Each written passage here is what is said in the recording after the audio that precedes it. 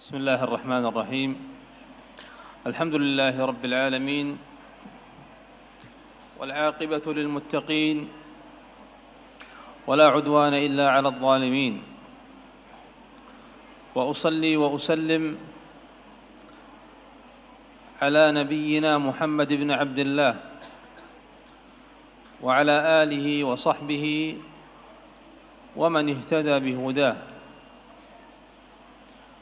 اللهم لا علم لنا إلا ما علمتنا إنك أنت العليم الحكيم.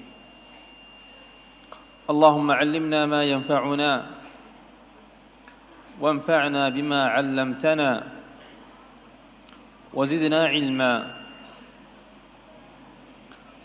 اللهم إنا نسألك الإخلاص في القول والعمل، ونسألك اللهم القبول. أيها الإخوة الأكارم، يسرني أن ألتقي بكم في هذا اليوم المبارك وفي هذا المكان المبارك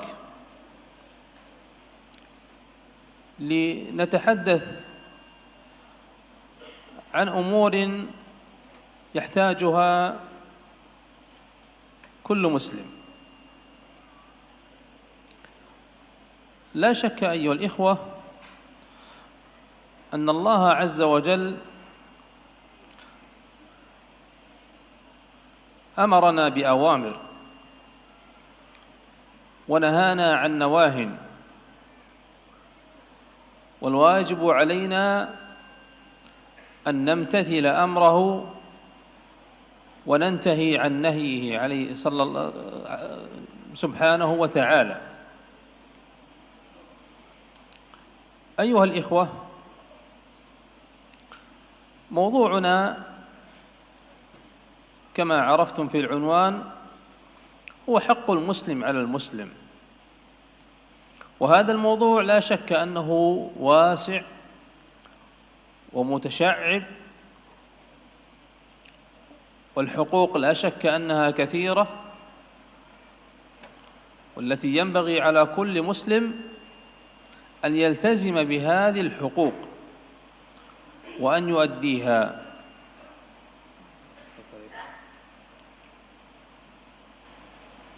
بسم الله الرحمن الرحيم. الحمد لله رب العالمين، وأصلي وأسلم على نبينا محمد وعلى آله وصحبه أجمعين.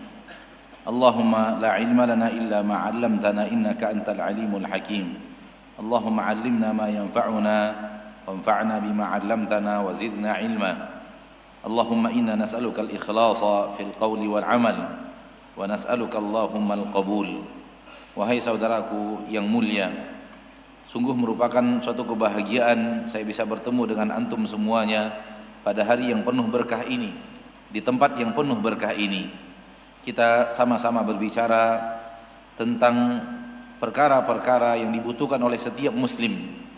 Tidak diragukan lagi, wahai saudaraku yang dimuliakan Allah, bahwasanya Allah Azza wa Jalla memerintahkan kita dengan beberapa perintah dan melarang kita dengan beberapa larangan, yang merupakan kewajiban atas kita semuanya untuk mengerjakan perintah-perintahnya dan berhenti dari larangan-larangannya subhanahu wa ta'ala.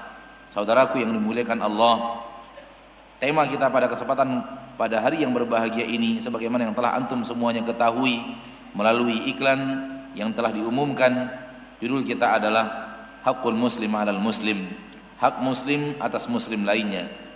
Dan materi ini, judul ini adalah judul yang sangat luas, dan bahasannya adalah bahasan yang sangat banyak, karena sesungguhnya hak-hak yang harus kita tunaikan sungguh sudah banyak, sebagaimana yang tidak diragukan lagi. Perkara hak yang harus kita tunaikan sangatlah banyak, yang merupakan suatu kewajiban kita untuk melaksanakannya dan benar-benar berusaha untuk menunaikannya. إن الله عز وجل قد حث على اجتماع الكلمة وعدم الاختلاف، لذلك جاءت هذه الحقوق لتحقيق هذا المقصد، وهو اجتماع الكلمة وعدم الاختلاف ونبذ كل ما من شأنه أن يؤدي إلى تفرقة المسلمين. هذه الحقوق أيها الإخوة إذا ما التزم بها المسلم فإن الكلمة تجتمع. لذلك فإن الإسلام قد راعى أدنى الحقوق، فقد جاء عن النبي عليه الصلاة والسلام أنه قال: الإيمان 70 شعبة أعلاها قول لا إله إلا الله، وأدناها إماطة الأذى عن الطريق، وهذا حق للمسلم في رفع الأذية عنه، حق للمسلم في رفع الأذية عنه، إماطة الأذى عن الطريق. لماذا؟ حتى لا يتأذى منها المسلم. إذن ينبغي علينا أيها الإخوة ألا نحتقر شيئا من المعروف وإن صغر. قد يستهين بعض الناس في مثل هذا الأمر ويرى شيئا ضارا في الطريق ويقول: هذا لا يعنيني، وهذا لا شك أنه خطأ. فإن النبي عليه الصلاة والسلام قد عد ذلك من شعب الإيمان. إذن هي حسنة، والحسنة لا شك أنها تضاعف. Sesungguhnya Allah Azza wa Jalla telah memerintahkan kita untuk bersatu dengan kalimat yang satu, dan memerintahkan kita untuk membuang seluruh perbedaan dan pertikaian. Oleh karena itu, datanglah hak-hak yang diperintahkan Allah Tabaraka wa Ta'ala untuk mewujudkan maksud ini, yaitu agar kalimat kita bersatu, dan kita bersatu padu, dan kita tidak berbeda pendapat dan berikhtilaf, dan kita berusaha menjauhkan diri dari semua yang akan menuntut kita dan mengarahkan kita kepada pertikaian bersama muslim manapun. Hak-hak ini apabila dipegang teguh oleh seorang muslim, maka sesungguhnya persatuan bersama mereka akan terwujud. Sesungguhnya Islam, agama yang mulia, telah benar-benar memperhatikan hak yang paling ringan, hak yang paling kecil dari perkara-perkara seorang muslim. Telah datang dari Nabi kita tercinta Muhammad sallallahu alaihi wasallam bahwasanya beliau sallallahu alaihi wasallam bersabda: "Al-imanu bid'un wa sab'una syu'bah, a'laha qawlu la ilaha illallah wa adnaha imatatul adha 'anil tariq." Iman itu memiliki 70 sekian cabang. Cabang yang paling tinggi adalah mengucapkan la ilaha illallah, dan yang paling rendah adalah menghilangkan atau menjauhkan aniaya dari jalan kaum muslimin. Ini hak seorang muslim dari diri kita, agar kita menjauhkan aniaya dari jalan. Apabila ada sebuah aniaya dari jalan, hendaklah kita menjauhkannya, sehingga aniaya itu tidak memberikan sesuatu yang mudarat bagi muslim lainnya. Oleh karena itu, penting bagi kita, wahai saudaraku, untuk menjalankan hak persaudaraan ini, dan agar kita tidak meremehkan perkara sedikit pun dari perkara-perkara yang ma'ruf diperintahkan oleh syariat, walaupun menurut pandangan kita itu pekerjaan yang ringan. Jangan sampai seseorang menganggap remeh, kemudian dia berkata bahwa dia melihat sebuah aniaya di jalan lalu dia berkata, ini bukan urusanku. Ini adalah perbuatan yang sangat salah, karena sesungguhnya Nabi kita tercinta Muhammad SAW menghitung dan menganggap amalan ini, menghilangkan aniaya dari jalan, adalah bagian daripada cabang-cabang iman, sehingga dia merupakan bagian daripada amal hasanah yang pasti akan dilipat gandakan oleh Allah Subhanahu wa taala. Inna an-nas yatafawatuna fi hadhihi al-huquq al-wajiba lahum. فالقريب لا شك أن حقه أعظم من عامة المسلمين، لأن له حق الإسلام وحق القرابة. والقرابة أيضا كلما قربت كلما عظم حقها، كالوالدين مثلا والأعمام والأخوال والإخوة، فهؤلاء لا شك أن حقهم أعظم. ثم عامة المسلمين فإن لهم حق واجب أو مستحب كما دلت النصوص على ذلك. وهنا ينبغي أن نتنبه لأمر أيها الإخوة، وهو أن بعض الناس لربما تساهل في هذه الحقوق، وتجد البعض يسأل: هل هذا الحق واجب علي؟ هل هو مستحب؟ هل هو سنة؟ هل أؤثم إذا تركته؟ فنقول أيها الإخوة، إن المسلم لا ينبغي أن يسأل مثل هذه الأسئلة. إذا جاءنا الأمر أو الحث من النبي عليه الصلاة والسلام فإننا نمتثله مباشرة. لذلك الصحابة رضي الله تعالى عنهم ما كانوا يسألون مثل هذه الأشياء أو مثل هذه الأسئلة، حتى من جاء بعدهم فإنهم يمتثلون أمر النبي عليه الصلاة والسلام مباشرة. لذلك سأذكر بعض الحقوق، وقد يوجد في بعضها أو في وجوبها خلاف بين أهل العلم، فأقول أيها الإخوة، ينبغي علينا أن نجعل هذه المقدمة بين أعيننا، أننا لا يعنينا مثل هذا الخلاف، الواجب علينا الامتثال، حتى وإن كان الأمر سنة فإن الإنسان يؤجر عليه. فهذا حقيقة مما ينبغي أن يتنبه له المرء المسلم. Sesungguhnya kewajiban bagi kita untuk menunaikan hak-hak yang wajib untuk kita tunaikan. Dan hendaklah saudaraku bahwa orang yang ada hubungan kekerabatan dengan kita, maka kewajiban kita kepadanya lebih besar daripada yang lain, karena dia memiliki beberapa hak yang harus kita tunaikan. Haknya sebagai seorang muslim, haknya sebagai seorang kerabat kita. Dan setiap orang yang lebih dekat hubungan kekerabatan dengan kita, maka haknya semakin besar untuk kita tunaikan. Seperti kedua orang tua kita, saudara-saudara beliau dari ayah kita, saudara-saudara dari ibu kita, saudara-saudara yang seayah seibu dengan kita. Tidak diragukan lagi bahwa hak yang harus kita tunaikan terhadap mereka adalah hak yang sangat besar. Kemudian di bawahnya hak kaum muslimin secara umum. Dan hak kaum muslimin secara umum ada yang wajib dan ada pula yang mustahab, sebagaimana yang telah ditunjukkan oleh nas-nas yang ada di dalam masalah ini.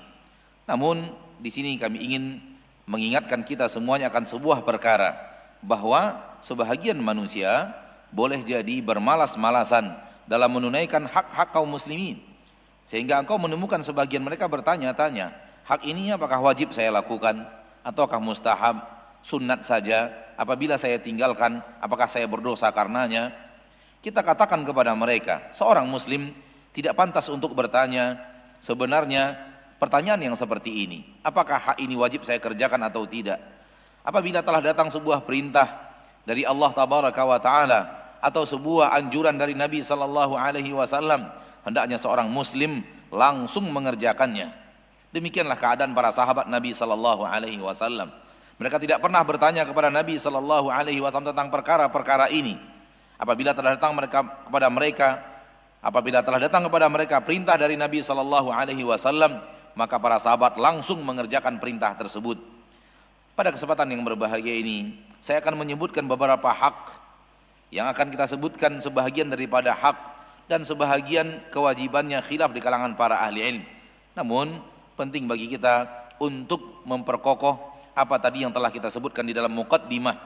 Hendaklah apa yang tadi kita sebutkan dalam muqaddimah selalu berada di hadapan mata kita, di depan pelupuk mata kita. Dan hendaklah kita menjadikan muqaddimah yang tadi telah kita ucapkan selalu berada di depan pelupuk mata kita. Hendaklah kita tidak bertanya apakah ini wajib atau tidak wajib. Apabila telah datang sebuah perintah, hendaknya kita tidak bertanya apakah mengerjakan wajib atau sunnat, karena semua itu kita akan diberikan ganjaran oleh Allah tabaraka wa ta'ala. Dan hendaklah kita tidak meremehkan apa yang telah diperintahkan Allah subhanahu wa ta'ala. إن الحقوق لا شك أنها كثيرة كما أسلفت الحديث في بداية المحاضرة، لكن لعلنا نأخذ حديثا عن النبي عليه الصلاة والسلام جمع فيه عددا من الحقوق. فقد جاء عن أبي هريرة أن النبي عليه الصلاة والسلام قال: حق المسلم على المسلم 6، إذا لقيته فسلم عليه، وإذا دعاك فأجبه، وإذا استنصحك فانصحه، وإذا عطس فحمد الله فشمته، وإذا مرض فعده، وإذا مات فاتبعه. هذه حقوق 6 جاءت في هذا الحديث عن النبي عليه الصلاة والسلام، ولا شك أن هذا العدد لا يعني الحصر، لا يعني الحصر. فكثيرا ما يأتي في حديث النبي عليه الصلاة والسلام ذكر للعدد، مثل حديث اجتنبوا السبع الموبقات، فإن الموبقات لا شك أنها أكثر من ذلك، لكن النبي عليه الصلاة والسلام ذكر أعظم الموبقات. وهنا أيضا ذكر أهم هذه الحقوق أو أكثر الحقوق التي يكون فيها ارتباط بين المسلمين. لذلك جاء أيضا في حديث آخر: حق المسلم على المسلم 5. وجاءت في أحاديث مفردة أيضا ذكر للحقوق مفردة من غير ذكر لعدد. الحاصل أيها الإخوة أن الحقوق لا شك أنها كثيرة، لذلك لا ينبغي للمرء حقيقة أن يتقيد بهذا العدد ويقول أنا أديت هذه 6 ويكفيني، لا، نقول ينبغي عليك أن تنظر في بقية الأحاديث التي ذكرت الحقوق عن النبي عليه الصلاة والسلام.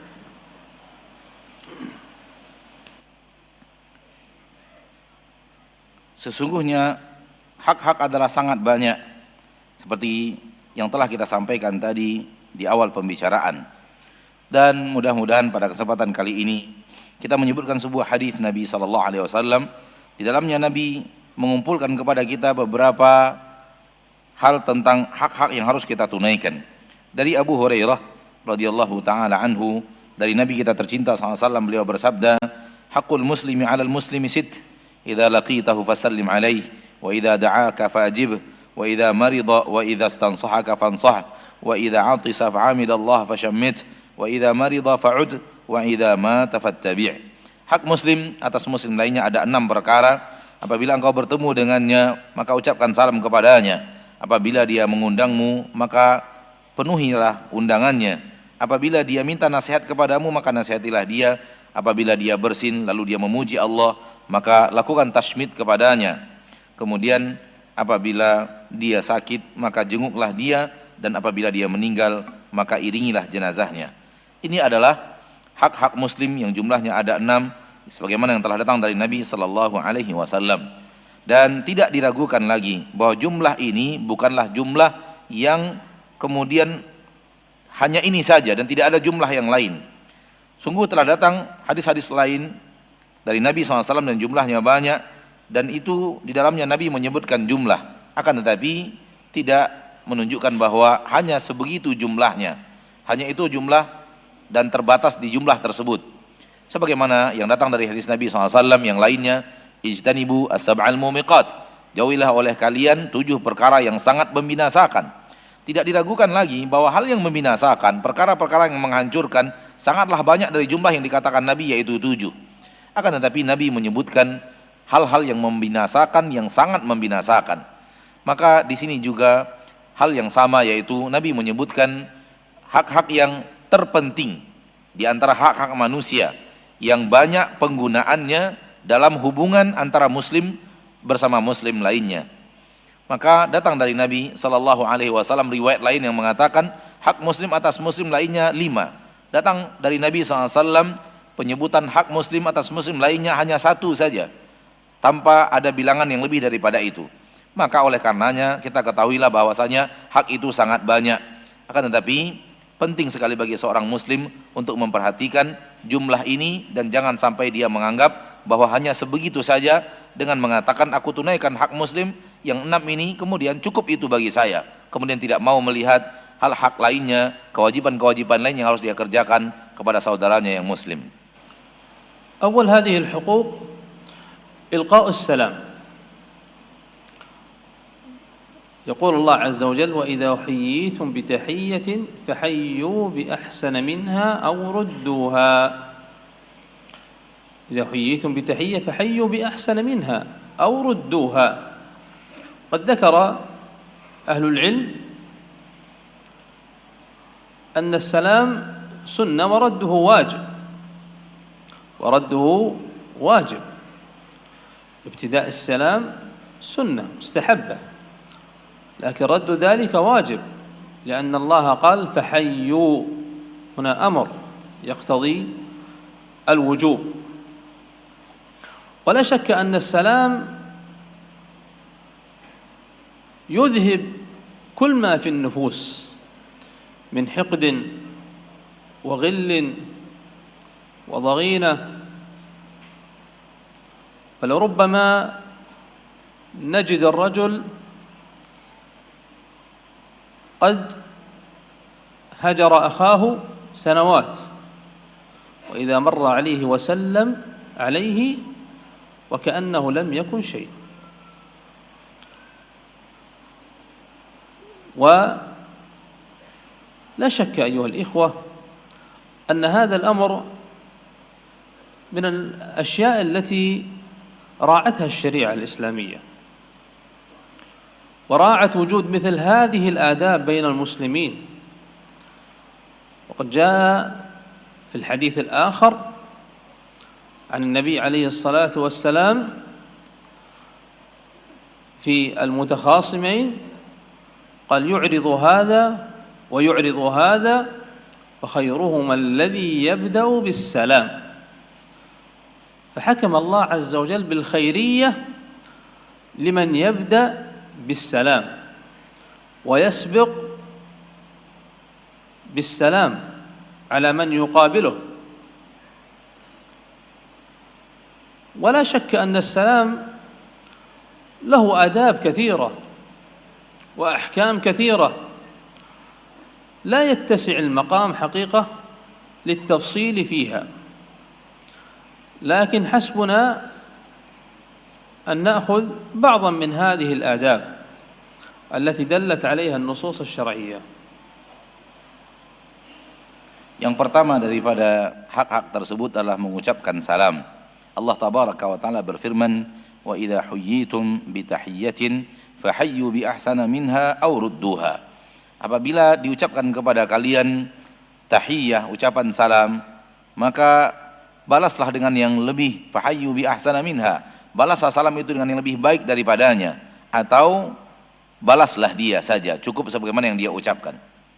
Di dalam ayat ini Allah tabaraka wa taala memerintahkan kita untuk membalasnya dengan balasan yang lebih baik, atau membalasnya serupa dengan ucapan salam yang diucapkan kepada kita.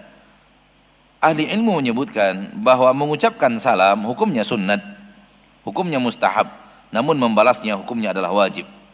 Membalasnya hukumnya adalah wajib. Memulai salam sunnat, namun membalasnya hukumnya adalah wajib. Karena Allah berfirman fahayyu, maka balaslah salam mereka. Dan di salam ini ada perintah dari Allah, dan perintah dari Allah menuntut hukum wajib. Tidak diragukan lagi bahwasanya salam apabila diucapkan akan menghilangkan di hati seorang mukmin hasad, dengki, iri hati dan keinginan untuk menzolimi saudaranya. Dan boleh jadi ada orang yang telah terjadi antara dia dan saudaranya hal yang tidak saling bertegur sapa bertahun-tahun.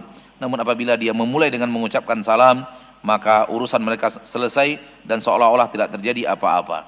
Maka tidak diragukan lagi bahwa perkara ini adalah perkara yang harus diperhatikan, dan syariat Islam pun telah memperhatikannya dan telah memperhatikan hak ini antar muslim dan muslim lainnya. Datang dalam hadis yang lain bahwasanya Nabi sallallahu alaihi wasallam telah mengucapkan, telah berbicara tentang dua orang yang saling bermusuhan, dua orang yang saling ada pertikaian.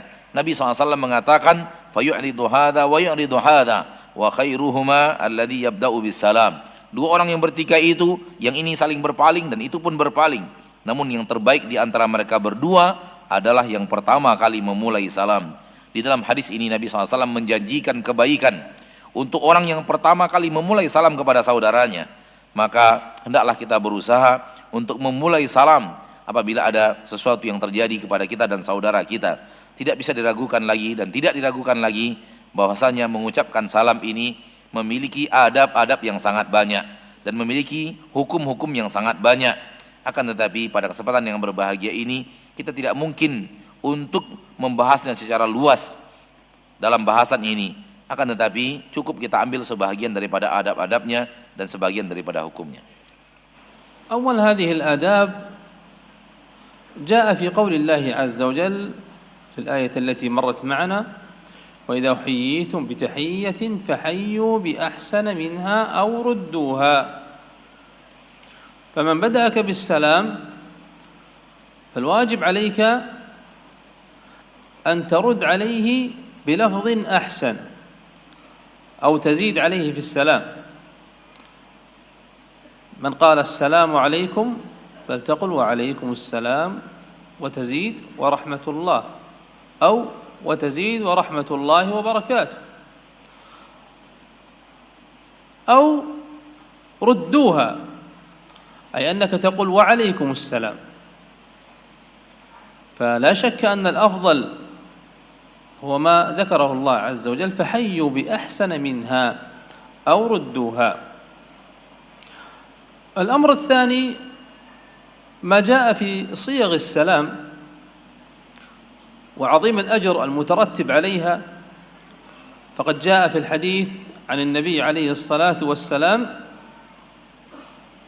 أنه جاءه رجل فقال أو وسلم على النبي فقال السلام عليكم يا رسول الله، فرد عليه النبي أو قال السلام عليكم يا رسول الله ثم جلس، فقال النبي عليه الصلاة والسلام 10. ثم جاء آخر فقال السلام عليكم ورحمة الله يا رسول الله، فرد عليه ثم جلس فقال النبي 20.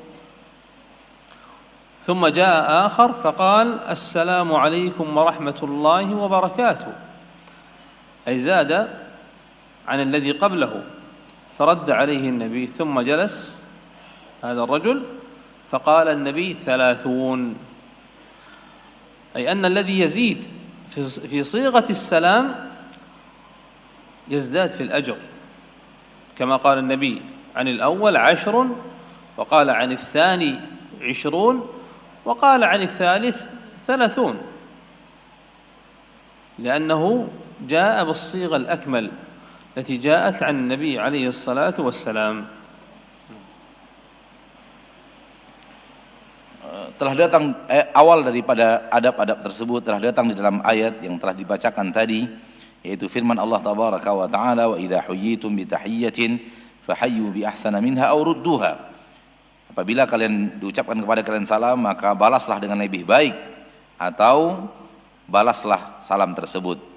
Maka apabila ada orang yang mendahului engkau dengan mengucapkan salam, maka kewajiban bagimu yang pertama adalah membalasnya dengan lafaz yang lebih baik.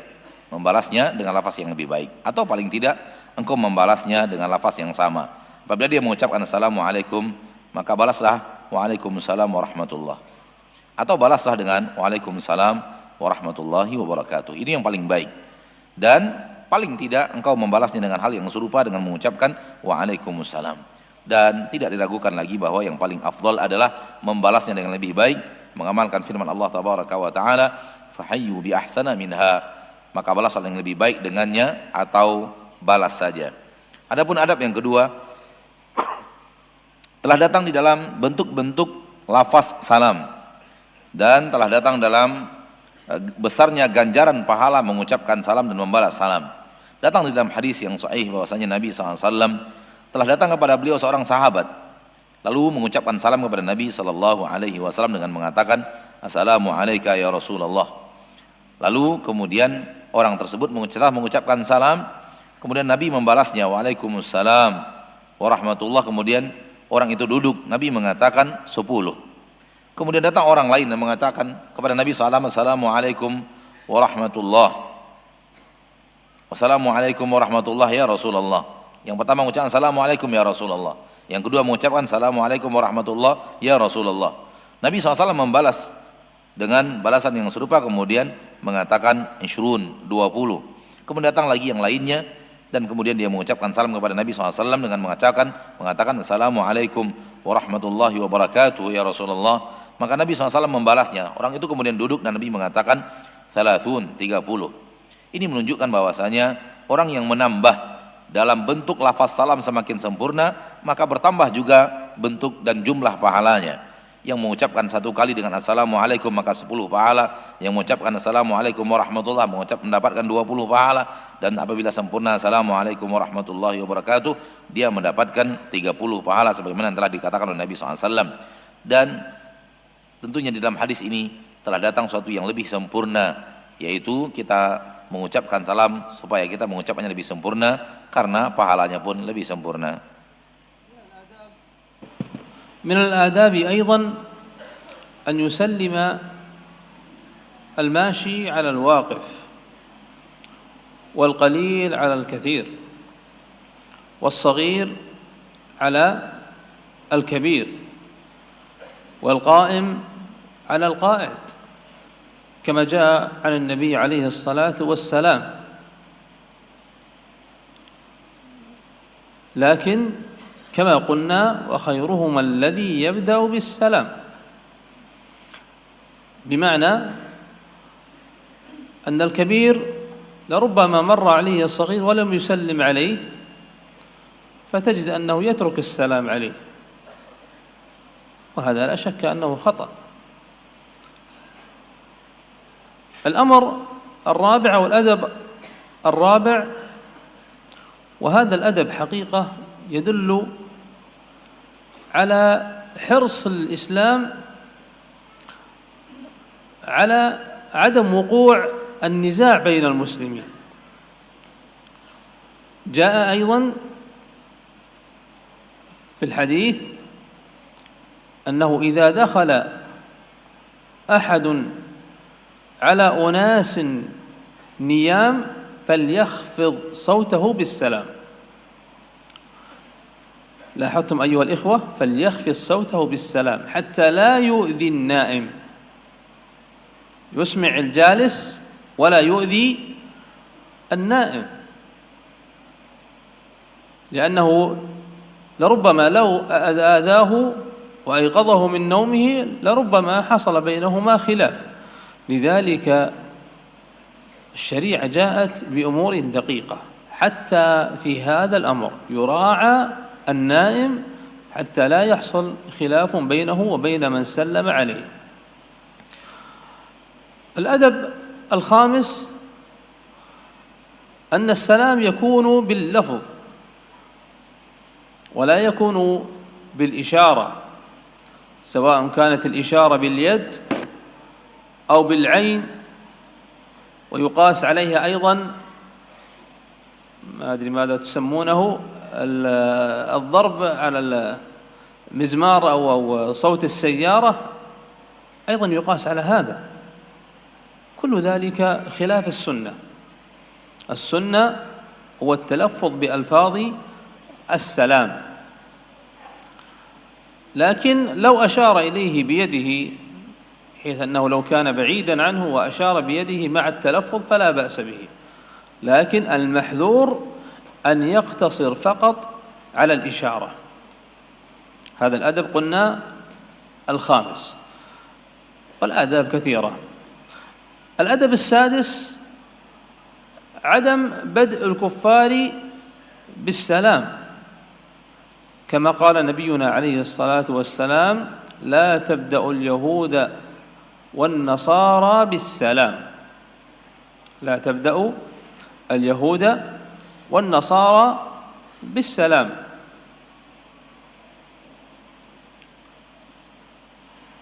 الآداب أيها الإخوة قلنا أنها كثيرة، ولعلنا نقتصر على هذه الآداب.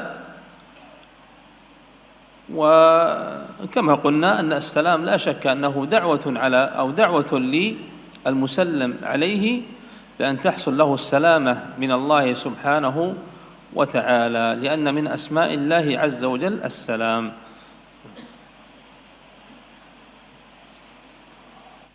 Di antara adab-adab juga ketika mengucapkan salam adalah hendaklah orang yang berjalan dia yang mengucapkan salam kepada orang yang berdiri, dan hendaklah orang yang kaya dia yang mengucapkan salam kepada orang yang fakir, dan orang yang kecil, anak yang kecil dia mengucapkan yang salam kepada orang yang besar dan lebih tua daripadanya, dan orang yang berdiri dia yang mengucapkan salam kepada orang yang duduk, sebagaimana telah datang dari Nabi sallallahu alaihi wasallam tentang adab-adab ini.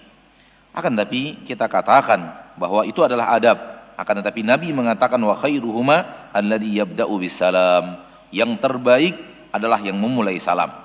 Boleh jadi ada orang yang lebih tua dan lebih besar, lalu ada anak kecil yang lewat di hadapannya, kemudian anak kecil tersebut tidak mengucapkan salam, lalu dia pun meninggalkan salam itu, dan ini adalah sebuah perkara yang sangat keliru. Hendaknya dia tetap mengucapkan salam, karena Nabi mengucapkan yang terbaik adalah yang memulai salam.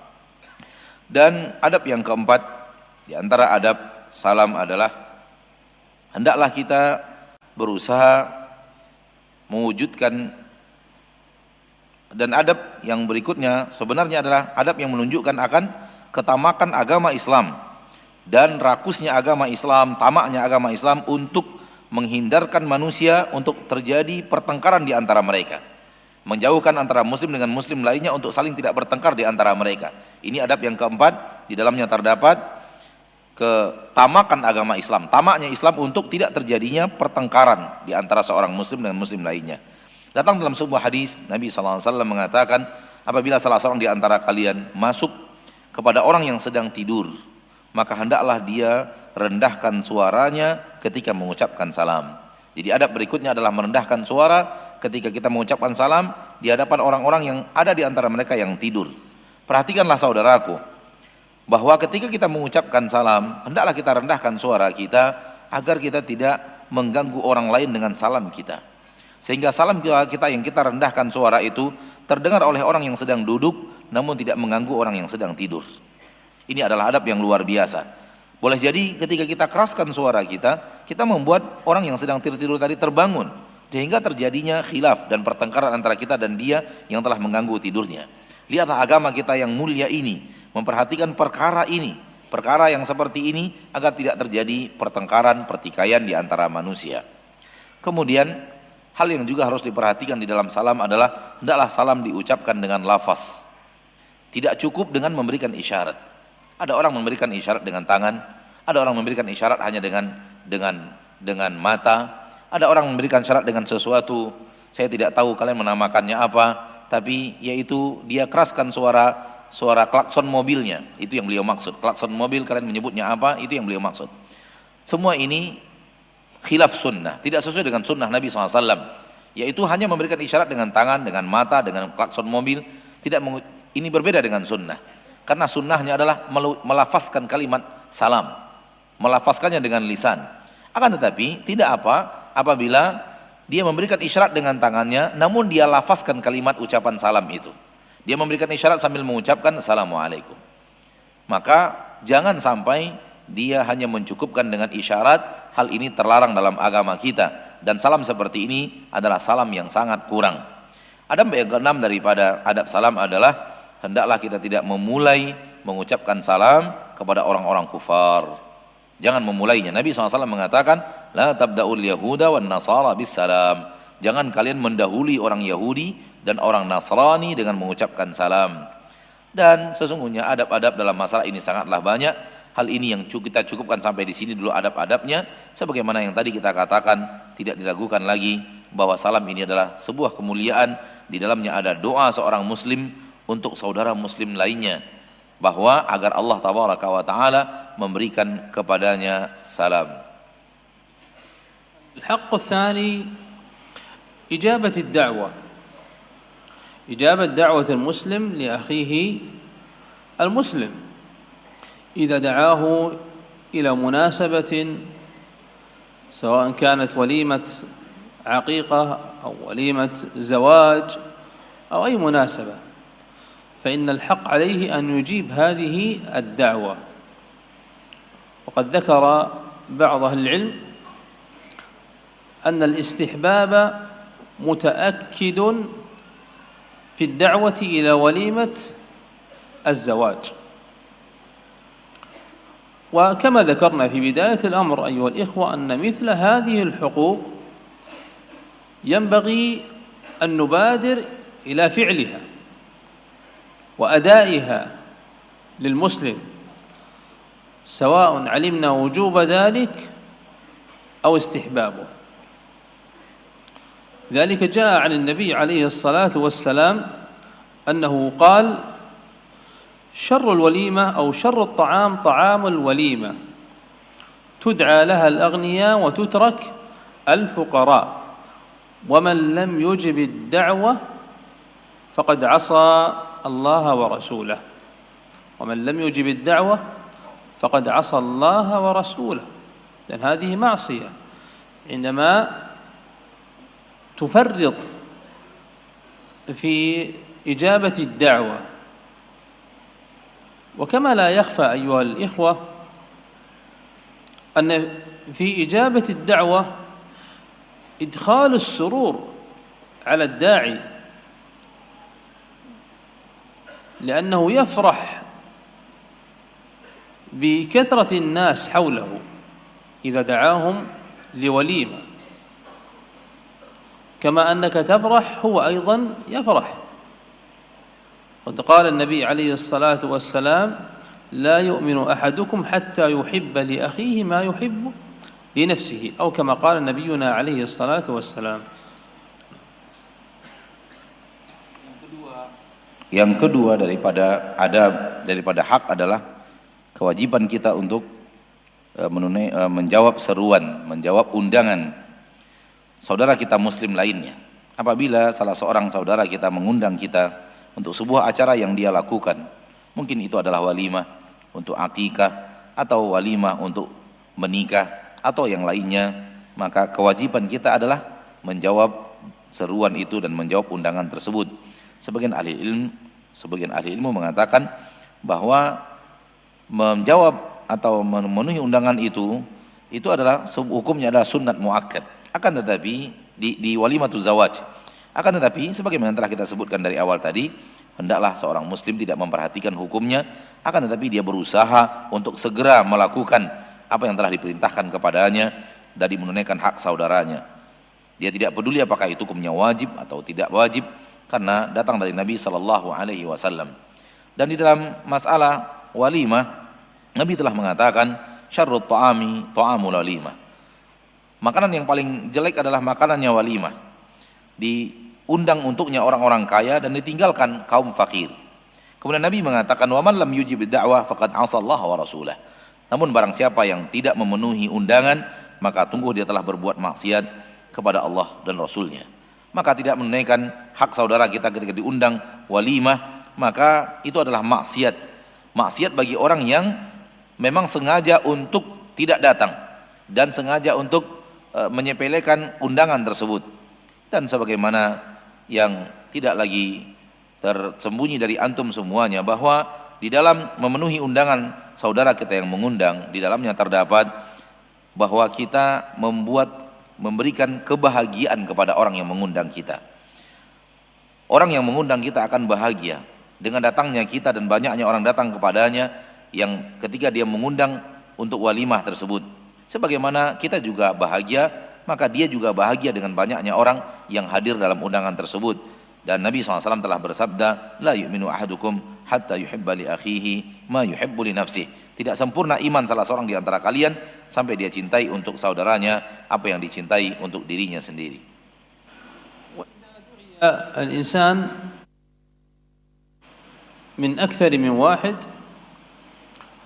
فإنه يجيب دعوة الأول منهما، وإن استطاع الجمع بينهما فهذا أفضل. إن استطاع أن يوفق ويذهب إلى هذا جزء من الوقت ثم يكمل بقية الوقت عند الآخر، وإن لم يأكل فلا شك أن هذا أولى، لأن فيه إرضاء للاثنين.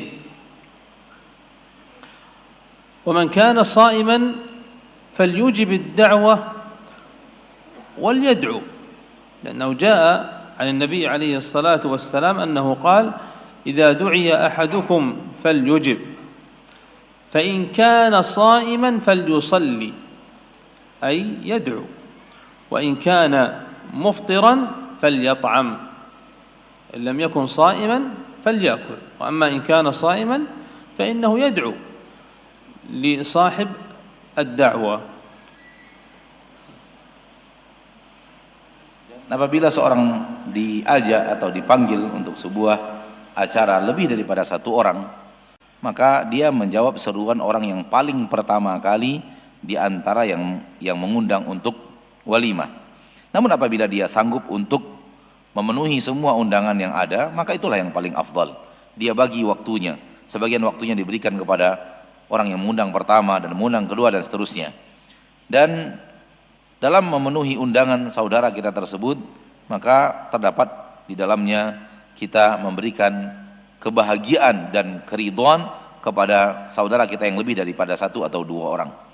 Apabila seseorang sedang dalam puasa dan diundang untuk sebuah walimah, maka hendaklah dia tetap memenuhi undangan tersebut, walau dia tidak makan di tempat walimah. Walau dia tidak makan di tempat walimah. Telah datang dari Nabi sallallahu alaihi wasallam dalam sebuah hadis, beliau mengatakan, apabila salah seorang di antara kalian diundang untuk makanan, maka fa in kana sha'iman falyusalli. Apabila dalam keadaan puasa dia, maka hendaklah dia mengucapkan doanya. Diucapkan doa kepada orang yang mengundangnya walau tidak makan. Wa in kana muftiran falyat'am. Namun apabila dia tidak berpuasa, makalah hendaklah dia makan juga. Maka di dalam hadis ini disebutkan kepada kita bahwa orang yang sedang berpuasa tetap menghadiri undangan walau dia tidak ikut makan dalam undangan tersebut. نستأنف أيها الإخوة المحاضرة، وكنا قد توقفنا عند الحديث عن الدعوة وحكم إجابة الدعوة، وأن الإنسان ينبغي أن يهتم بهذا الحق لإدخال السرور على أخيه المسلم. هنا مسألة أيها الإخوة، وهي في شروط إجابة الدعوة.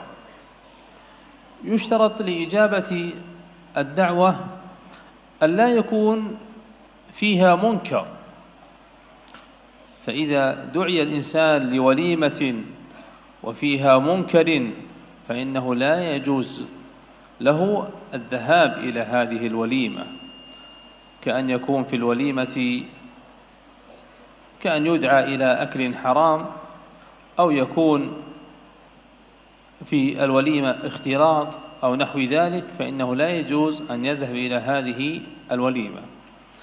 من الشروط أن لا يكون عنده عذر، فإن كان عنده عذر يمنعه من الذهاب إلى هذه الدعوة فإنه لا يشق على نفسه.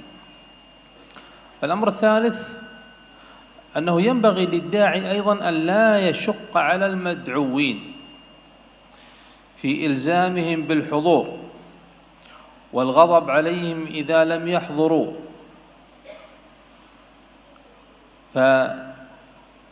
فربما بعض الناس يطلب من ممن يدعوه أن يحضر وإن كان في مكان بعيد، فيكلف عليه المجيء لهذه الدعوة. إذن أيها الإخوة، هذه الشروط تمنع من إجابة الدعوة، ولا يجوز للإنسان أن يحضر الدعوة إذا كان فيها منكر أو نحو ذلك.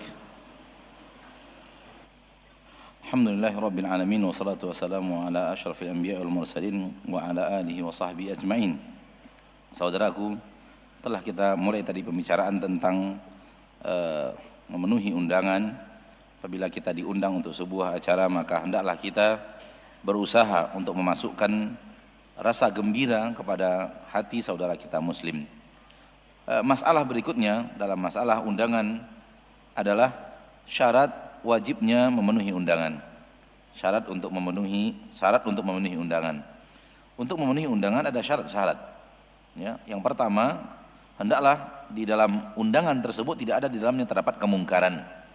Apabila seseorang diundang dalam sebuah acara, maka di dalam acara tersebut ada kemungkaran, maka tidak boleh baginya untuk pergi memenuhi undangan tersebut, seperti undangan walimah dan yang lainnya. Boleh jadi misalnya di tempat undangan walimah itu ada makanan yang haram, diundang untuk memakan makanan yang haram, maka tidak boleh pergi. Dan atau di tempat undangan tersebut terjadinya ikhtilat antara laki-laki dan wanita, maka tidak boleh bagi seorang muslim untuk pergi kepadanya. Di antara syarat yang ada berikutnya adalah hendaknya orang yang akan memenuhi undangan dia tidak memiliki uzur. Sehingga tidak ada yang menghalanginya untuk pergi kepada tempat acara di mana dia diundang. Dan apabila dia ada uzur, maka tidak boleh dia memberat-beratkan dirinya untuk pergi. Apabila memang ada uzur, jangan dia memberatkan dirinya untuk pergi. Adapun syarat yang ketiga, hendaklah untuk orang yang mengundang, ketika dia mengundang, jangan dia memberatkan untuk saudaranya yang diundang, seperti dia mengharuskan orang tersebut untuk hadir dan marah apabila orang tersebut tidak bisa menghadiri undangannya.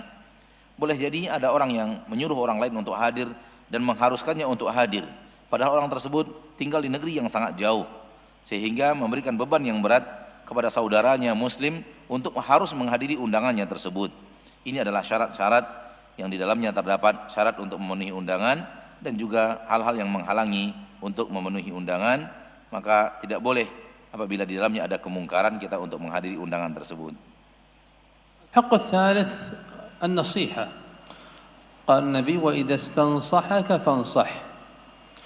النصيحة لا شك أنها مطلوبة، وإذا كانت بطلب من المسلم من أخيه المسلم فإن الأمر يتأكد. إذا جاءك من يطلب منك النصيحة فإنه ينبغي عليك أن تعطيه النصيحة وأن ترشده وتدله، لأنه ما جاء واستنصحك إلا لثقته بك ولحاجته لهذه النصيحة، فالواجب عليك أن تبين له وتدله على الرأي السديد. في هذا جاء حديث فاطمة بنت قيس رضي الله تعالى عنها، جاءت تستشير النبي عليه الصلاة والسلام في أبي جهم وأبي سفيان، حيث ومعاوية عفوا، في أبي جهم ومعاوية بن أبي سفيان، لأنهما خطباها، فجاءت تستشير النبي عليه الصلاة والسلام، فبين لها النبي عليه الصلاة والسلام حال أبي جهم وأنه لا يضع العصا عن عاتقه، وقد قيل بأنه كان يضرب النساء، وقيل لأنه كثير السفر. وأما معاوية فإنه رجل لا مال له، أو كما قال نبينا عليه الصلاة والسلام: فهنا بين لها النبي عندما طلبت منه المشورة والنصيحة، فلا ينبغي للإنسان أن يبخل على من استنصحه، ويجب عليه أن يدله بإخلاص ونصح، ولا يجوز له أن يضلله وأن يدله على الباطل. إن النصيحة أيها الإخوة لا شك أنها أمر مطلوب بين المسلمين، وبها يزول كثير من الأخطار والمعاصي والذنوب. لذلك جاء عن جرير بن عبد الله رضي الله تعالى عنه أنه قال: بايعنا رسول الله عليه الصلاة والسلام، أو بايعت رسول الله عليه الصلاة والسلام على إقام الصلاة وإيتاء الزكاة والنصح لكل مسلم. مبايع منه رضي الله تعالى عنه بأن ينصح كل مسلم. وهنا أيها الإخوة ينبغي للمسلم أن لا يترك النصيحة بحجة انتشار المعاصي وكثرة الأخطاء، فإنه متى ما ترك النصح فإن المعاصي ستنتشر. وكون المعاصي تزول أو لا تزول هذا ليس إليك، الواجب عليك أن تنصح وأن تبين بقدر استطاعتك. إن استطعت أن تغير المنكر باليد فهذا لا شك أنه مطلوب، كمن يكون في بيته له ولاية على أبنائه يستطيع أن يغير بيده. وإن لم تستطع أن تغير المنكر بيدك فلتغيره بلسانك، أن تبين وتنصح وتحذر من الخطأ والمعصية. وإن لم تستطع فلتنكر بقلبك كما قال نبينا عليه الصلاة والسلام. Berikutnya adalah an-nasihah, memberikan nasihat. Sebagaimana dikatakan oleh Nabi sallallahu alaihi wasallam, wa idza stansahaka fansahhu. Apabila dia minta nasihat kepadamu, maka nasihatilah dia. Nasihat saudaraku tidak diragukan lagi, dia adalah perkara yang sangat dibutuhkan, sangat diinginkan. Apabila datang seorang saudaramu muslim yang minta nasihat kepada saudaranya muslim, maka perkara ini semakin harus sangat dikerjakan, karena dia tidak datang kepadamu meminta nasihat melainkan karena dia membutuhkan nasihat itu.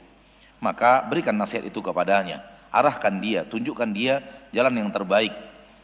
Sesungguhnya apabila datang meminta nasihat kepadamu karena kebutuhannya kepadamu dan hajatnya kepada nasihat tersebut, maka wajib bagi Anda untuk memberikan nasihat kepadanya dan mengarahkannya kepada pendapat yang terbaik. Sungguh telah datang dalam sebuah hadis dari Fatimah binti Qais radhiyallahu anha wa ardhaha, bahwa beliau datang kepada Nabi sallallahu alaihi wasallam minta pendapat dengan adanya dua orang yang meminang beliau. Pertama Abu Jaham, yang kedua Muawiyah bin Abi Sufyan radhiyallahu anhuma wa ardhahuma, bahwa kedua sahabat ini datang meminang Fatimah, dan Fatimah datang kepada Nabi sallallahu alaihi wasallam minta nasihat. Maka Nabi sallallahu alaihi wasallam menerangkan kepada Fatimah keadaan kedua sahabat. Nabi SAW menyebutkan bahwa Abu Jaham annahu la yada'ul asa an atiqih. Abu Jaham tidak meletakkan tongkat dari pundaknya. Kata para ulama sebahagian maksudnya adalah dia selalu memukul perempuan, dan sebagian ulama menyebutkan maknanya adalah dia orang yang selalu bersafar, sering bersafar. Adapun Muawiyah, kata Nabi SAW kepada Fatimah, adapun Muawiyah rajulun la malalah, seorang lelaki yang tidak memiliki harta, atau kama qala Nabi SAW. Dan keadaannya bahwa Nabi SAW memberikan nasihat kepada orang yang datang memberikan nasihat kepadanya. Maka janganlah kita bakhil untuk memberikan nasihat kepada orang yang datang kepada kita, minta dinasihati. Wajib bagi kita untuk mengajarkan dan menunjukkan kepadanya jalan yang terbaik dengan penuh keikhlasan. Dan tidak boleh bagi kita untuk kemudian bakhil terhadap orang yang datang kepada kita dan meminta nasihat kepada kita. Dan sesungguhnya nasihat saudaraku tidak diragukan lagi, ini hal yang sangat dicintai sesama muslim, yang dengannya akan bilang banyak sekali kesalahan dan banyak sekali maksiat dan banyak sekali dosa. Oleh karena itu datang di dalam hadis yang lain dari Jarir bin Abdullah radhiyallahu taala anhu wa ardahu, beliau berkata, bay'atu Rasulullah SAW ala iqamis salah wa ita'iz zakah wa nushi likulli muslim. Aku telah berbaiat kepada Nabi sallallahu alaihi wasallam untuk selalu mendirikan salat, selalu menunaikan zakat, dan selalu memberikan nasihat kepada setiap muslim. Maka beliau radhiyallahu taala anhu telah berbaiat kepada Nabi kita tercinta Muhammad sallallahu alaihi wasallam untuk beliau selalu memberikan nasihat kepada setiap muslim. Di sini saudaraku yang dimuliakan Allah tabaraka wa taala, hendaklah bagi seorang muslim untuk tidak meninggalkan nasihat dengan hujjah, dengan dalil bahwa maksiat telah terlalu banyak menyebar dan kesalahan telah terlalu menyeluruh menyebar. Maka jangan tinggalkan nasihat walaupun maksiat telah terlalu banyak menyebar. Dan adanya maksiat menyebar setelah kita memberikan nasihat dan tidak hilang, itu bukanlah kewajiban kita. Tidak hilangnya nasihat bukanlah kewajiban kita, bukan sesuatu yang di pundak kita. Yang di pundak kita merupakan kewajiban kita, disuruh untuk memberikan nasihat sesuai dengan kemampuan kita. Apabila kita mampu memberikan nasihat dengan tangan, maka ini yang terbaik, ini yang diinginkan, ini yang sangat dibutuhkan. Misalnya kita memberikan nasihat dengan tangan, maksudnya ketika memberikan nasihat di rumah kita sendiri, bahwa disitulah kita memiliki kekuasaan, dan maksud tangan adalah kekuasaan. Kita memiliki kekuasaan kepada anak-anak kita, kita bisa merubahnya dengan tangan kita. Maka ini yang sangat dibutuhkan, ini yang perlu untuk dikerjakan. Namun apabila kita tidak sanggup dengan melakukannya dengan tangan kita, maka hendaklah kita merubah kemungkaran tersebut dengan lisan kita, dengan kita nasihati, memberikan nasihat dan memperingatkan orang-orang untuk tidak jatuh ke dalam kesalahan. Kalau seandainya itu pun kita tidak mampu dan tidak kuat melakukannya, maka kita merubah nasihat itu dengan hati kita, sebagaimana yang telah datang masalah ini dari Nabi kita tercinta sallallahu alaihi wasallam. ينبغي ويجب على الناصح أن يكون رفيقا في نصحه ولا يشدد على المنصوح إلا إذا اقتضى المقام. الأصل هو الرفق في النصيحة، لكن أحيانا قد يقتضي المقام الشدة على المنصوح، كأن تنصح ولدك مرة ومرات ثم يقتضي الأمر أن تشدد عليه.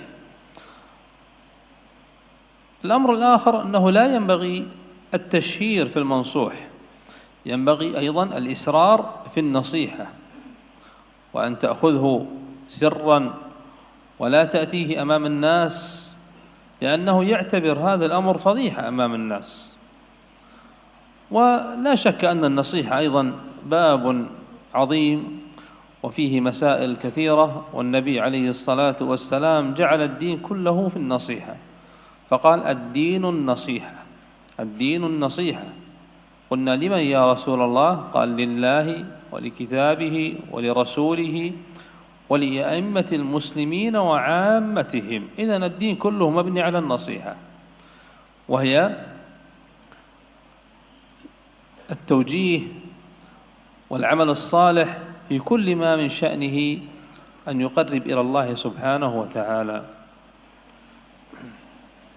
Dan juga suatu hal yang wajib bagi orang yang ingin memberikan nasihat, hendaklah dia berlemah lembut di dalam memberikan nasihatnya kepada orang lain, dan jangan dia berlaku keras dan kasar di dalam memberikan nasihatnya kepada orang lain, kecuali kalau memang keadaan sangat membutuhkan.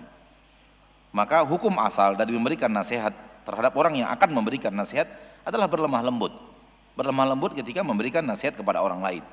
Dan terkadang apabila keadaan membutuhkan, maka dia mengeraskan atau memberikan nasihat dengan keras. Contohnya adalah engkau memberikan nasihat kepada anakmu sendiri. Engkau telah nasihati dia sekali, dua kali, berturut-turut, dia pun tidak mengikutinya. Maka suatu saat engkau membutuhkan untuk memberikan nasihat dengan keras kepadanya, karena dia di bawah kekuasaanmu. Dan juga hal lain dalam perkara dalam memberikan nasihat, hendaklah kita jangan sampai membuat orang tersebut dinasihati di depan orang umum sehingga menjadi masyhur kesalahannya. Tidak boleh memberikan nasihat sehingga nasihat kita di depan orang umum sehingga kesalahan saudara kita menjadi diketahui oleh orang banyak. Hendaklah kita berusaha memberikan nasihat secara diam-diam. Jangan kemudian kita datangi orang itu yang akan kita beri nasihat di depan orang ramai, kemudian kita sebutkan kepadanya nasihat kita didengar oleh orang ramai. Ini adalah membuka aib kepada orang lain. Dan Nabi SAW melarang kita untuk melakukan itu. Dan nasihat adalah bab yang sangat besar, masalah-masalahnya, bab-babnya, bahasannya sangatlah banyak. Dan Nabi SAW saking menyebutkan pentingnya nasihat ini, Nabi kita SAW menjadikan agama ini semuanya nasihat. Beliau SAW bersabda, ad-dinun nasihah.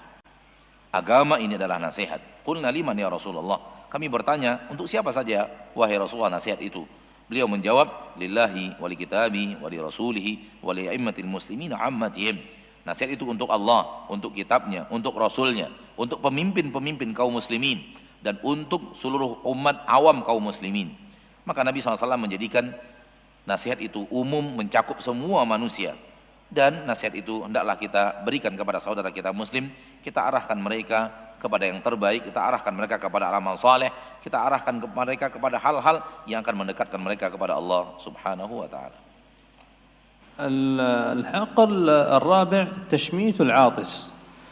إذا عطس وحمد الله عز وجل فإنه يشمت كما جاء عن النبي عليه الصلاة والسلام الحديث الذي رواه البخاري عن أبي هريرة رضي الله تعالى عنه أن النبي قال إذا عطس أحدكم فليقل الحمد لله وليقل له أخوه يرحمكم الله فإذا قال له يرحمك الله فليقل يهديكم الله ويصلح بالكم يهديكم الله ويصلح بالكم. هذه كلها دعوات بين العاطس والمشمت، ومما لا شك فيه أن هذا مما يزيد الألفة والمحبة بين المسلمين. مما يجوز أيضا في هذه المسألة تشميت الكافر، تشميت الكافر ويشمت له بالهداية والصلاح، كما جاء أن اليهود كانوا يتعاطسون عند النبي عليه الصلاة والسلام رجاء أن يقول لهم يرحمكم الله، فكان يقول لهم عليه الصلاة والسلام يهديكم الله يهديكم الله لأنهم كفار، فدعا لهم النبي عليه الصلاة والسلام بالهداية. Kemudian hak yang keempat adalah melakukan tashmid kepada orang yang bersin. Tashmid adalah mengucapkan yarhamukallah kepadanya. Dan apabila saudara kita bersin kemudian dia memuji Allah, hendaklah dia setelah bersin memuji Allah, maka lakukanlah tashmid kepadanya. Lakukan tashmid kepadanya. Tashmid adalah mengucapkan yarhamukallah. Imam Al-Bukhari meriwayatkan hadis dari Nabi kita tercinta SAW dari Abu Hurairah radhiyallahu taala anhu wa ardhah, dari Nabi sallallahu alaihi wasallam, Rasulullah SAW bersabda, "Idza atasa ahadukum," apabila salah seorang di antara kalian bersin, falyaqul alhamdulillah, hendaklah dia ucapkan alhamdulillah, wal yaqul lahu akhuh, dan hendaklah saudaranya mengucapkan kepadanya yarhamukallah. Apabila saudaranya mengucapkan kepadanya yarhamukallah, falyaqul, hendaklah dia ucapkan kepada saudaranya yahdikumullah wa yuslihu balakum. Semoga Allah memberikan hidayah kepada kalian dan memberikan kepada kalian keadaan yang lebih baik, menjadikan lebih baik keadaan kalian. Ini semuanya adalah ucapan-ucapan penuh dengan doa untuk saudara kita, antara orang yang bersin dan orang-orang yang memberikan tashmid kepada saudaranya. Dan doa untuk saudara kita muslim tidak diragukan lagi akan menambah kasih sayang sesama muslim, kecintaan sesama muslim, sesama kaum muslimin akan tambah cinta apabila saling mendoakan. Kemudian perkara berikutnya yang harus diketahui bahwasanya boleh hukumnya kita untuk memberikan tashmid kepada orang yang kafir. Apabila seorang kafir bersin lalu kemudian kita doakan tashmid dia dengan hidayah kepada Allah tabaraka wa taala, dan ini ditunjukkan dalam hadis Nabi SAW bahwa ada sekelompok orang Yahud, mereka bersin di sisi Nabi sallallahu alaihi wasallam, dan datang riwayat bahwa orang kafir itu mengucapkan alhamdulillah, maka Nabi mengatakan kepadanya yahdikumullah wa yuslihu balakum. Yahdikumullah, semoga Allah memberikan hidayah kepada kalian. Karena mereka orang kafir, maka Nabi SAW memberikan doa kepada mereka agar mereka mendapatkan hidayah. Min adabi al-utas أن العاطس إذا عطس ينبغي عليه أن يخفض صوته وأن يضع شيئا على فمه حتى لا يؤذي من حوله، كما كان النبي عليه الصلاة والسلام يفعل ذلك.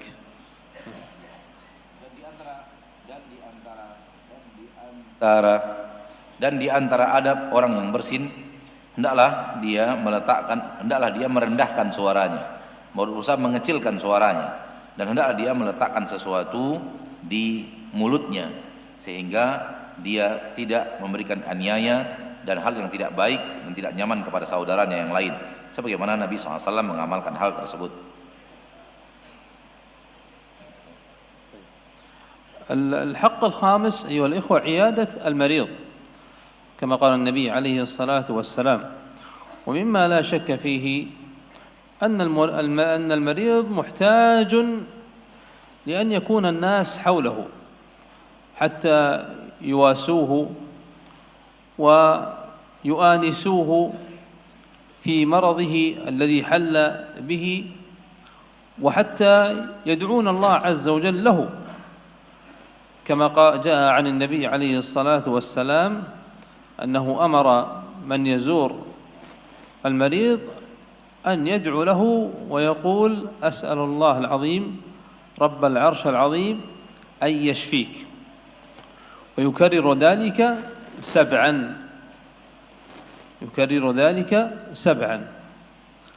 ولا ينبغي للزائر أن يؤذي المرضى بشيء من المنكرات كشرب الدخان عنده، فإن هذا مما لا شك أنه يؤذيه، ولا ينبغي أن يطيل عنده البقاء، لأن المريض محتاج لوقت الراحة.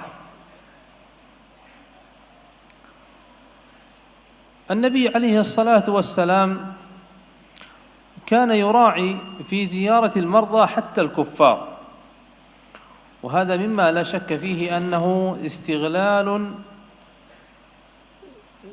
لهذا الظرف الذي حصل لهذا الكافر، فقد زار غلاما يهوديا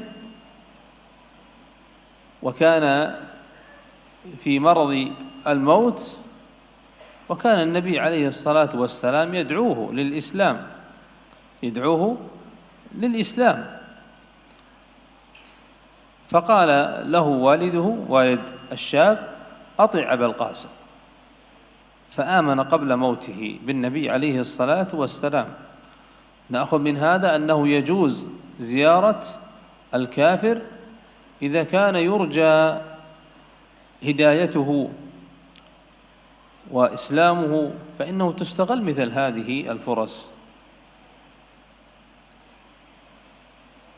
Yang kelima di antara hak muslim adalah kita menjenguk orang yang sakit, sebagaimana yang telah disampaikan oleh Nabi SAW dalam hadis yang telah kita bacakan.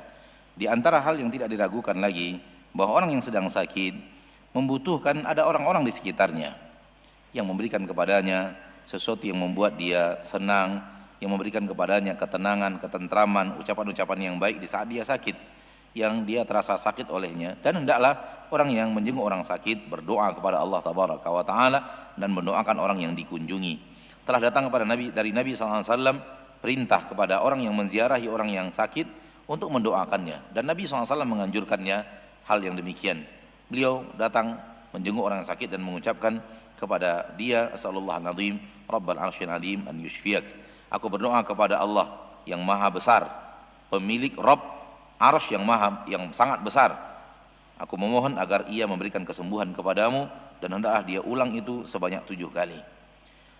Hal yang penting bagi orang yang pergi menziarahi saudaranya yang sakit, hendaklah dia jangan memberikan aniaya dan memberatkan orang yang sakit dengan sesuatu kemungkaran yang ada di sekitar orang yang sakit. Seperti mungkin dia merokok di dekat orang yang sakit, maka ini akan memberikan aniaya kepada orang yang sakit. Di antara hal juga di antara adab menziarahi orang yang sakit adalah hendaklah dia jangan berlama-lama ketika menziarahi orang yang sakit, menjenguk orang yang sakit, jangan berlama-lama di sisinya, karena seorang yang sakit butuh istirahat. Maka hendaklah kita mengamalkan dan memperhatikan di dalam menziarahi orang yang sakit, ya, hal-hal tersebut. Juga ada perkara yang harus diketahui bahwasanya dalam ziarah orang yang sakit, bahwa bolehnya menziarahi atau menjenguk orang kufar yang sedang sakit. Orang kufar yang sedang sakit boleh dijenguk, dan memanfaatkan kesempatan ini, ya, untuk memberikan manfaat kepada orang kafir. Sungguh Nabi SAW telah menjenguk seorang anak yang sakit, dan itu adalah anak orang Yahudi. Dan anak itu sakit, ketika itu datanglah setelah itu kematian kepadanya, dan Nabi memanfaatkan kesempatan itu untuk mendakwahinya untuk masuk ke dalam agama Islam. Dan anak itu kemudian berkata, ayahnya kepadanya, kepada anak yang sedang sakit itu, ati Abul Qasim, taatilah Abul Qasim, yaitu taatilah Nabi Muhammad SAW. Maka berimanlah anak itu kepada Nabi SAW sebelum kematiannya. Oleh karena itu, dari sini kita ambil pelajaran bahwasanya boleh untuk menjenguk seorang kafir ketika dia sedang sakit, dengan harapan hidayah diberikan oleh Allah Tabaraka wa Ta'ala kepadanya. Kita manfaatkan kesempatan yang ada untuk mendakwahinya kepada agama Allah Subhanahu wa Ta'ala.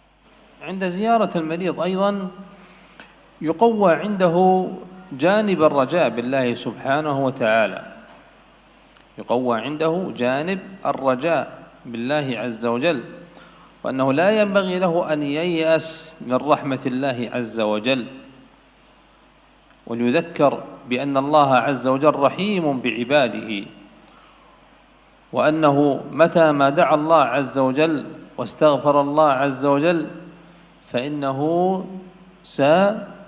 سيشافيه مما هو فيه من مرض. أيضا يذكر بالتوبة والرجوع إلى الله سبحانه وتعالى، لا سيما إذا كان في مرض مزمن لا يرجى برؤه، أو كان في الساعات الأخيرة من عمره، وهذا يعرف بعلامات يستدل بها على ذلك، فإنه يذكر بالتوبة والرجوع إلى الله سبحانه وتعالى. Juga ketika kita menziarahi orang yang sakit, hendaknya kita memberikan nasihat kepadanya agar dia memperkuat rasa harapnya kepada Allah Tabaraka wa Ta'ala, memperkuat sifat berharap kepada Allah Subhanahu wa Ta'ala. Dan hendaklah jangan dia putus asa dari rahmat Allah Subhanahu wa Ta'ala. Hendaklah kita ingatkan dia bahwasanya Allah Subhanahu wa Ta'ala Maha Pengasih dan Penyayang kepada hamba-hambanya. Maka apabila dia berdoa kepada Allah Tabaraka wa Ta'ala dan meminta ampun kepada Allah Subhanahu wa Ta'ala, kita katakan, apabila engkau rajin berdoa dan minta ampun kepada Allah, maka insya Allah Allah akan sembuhkan penyakitmu ini. Kemudian di antara hal yang juga penting ketika kita menziarahi orang yang sakit adalah ingatkan dia untuk bertaubat kepada Allah dan untuk rujuk kembali kepada Allah Subhanahu wa Ta'ala. Apatah lagi apabila kita melihat bahwa penyakit yang dideritanya adalah penyakit yang sangat panjang, penyakit yang telah lama, atau sebuah penyakit yang memang sulit untuk dapat kesembuhan. Atau kita nasihati dia untuk bertobat dan rujuk kepada Allah apabila dia sakit di saat-saat terakhir daripada umurnya. Dan kita ketahui itu semua dengan tanda-tanda yang ada, yang telah diketahui oleh orang-orang yang mengerti melihat keadaan dan situasi.